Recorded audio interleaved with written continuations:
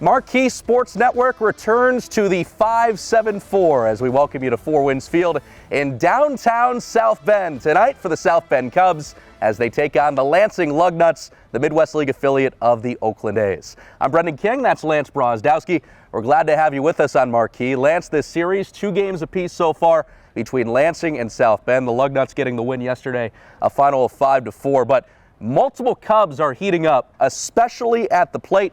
Hendrik Pinango hitting .260 in his last 5. As well, here's the crazy stat for you. He's got as many walks so far this year in 50 games as he did last year in 115. That's unbelievable. I know he's always a guy that was very aggressive at the plate, and I imagine internally there was some conscious decision making to go, hey, stop swinging at everything because we know you can make contact. Let's center that on things you can slug. And as a result, you see the walk rate doubling. It's incredibly impressive.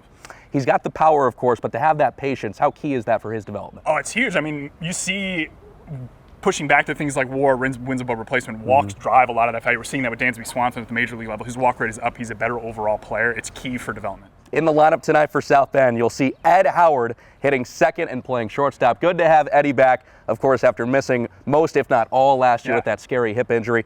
How much does it mean to this organization to have him back playing nearly every day? Anytime you get a first-rounder back on the field is huge. For him in particular, I've always loved his upside. Right before he got hurt last year, you saw some of the hard-hit balls start to pick up. He was hitting the ball on the ground a lot, and already off the bat, you see him hitting more line drives, more balls in the air. That's huge for his development to be able to lift the ball with how hard he hits it. The future's bright. And on the mound tonight, Manuel Espinoza, right-hander, who's not going to overpower you. He's got crafty stuff, but he's been terrific. Last May, arguably, Lance, he was South Bend's best pitcher with a 1.6 ERA that month. Yeah, absolutely. He's 92-94. The fastball's pretty good, has a lot of life and carry, works off a slider. He's been bringing in the changeup and the curveball more, which I really like. You generally see that with a lot of Cubs pitchers internally. Daniel Palencia last year was all fastball slider, eventually started bringing in the curveball and changeup. Those other 2 peripheral pitches for him are huge. Anybody that catches your eye lately, too?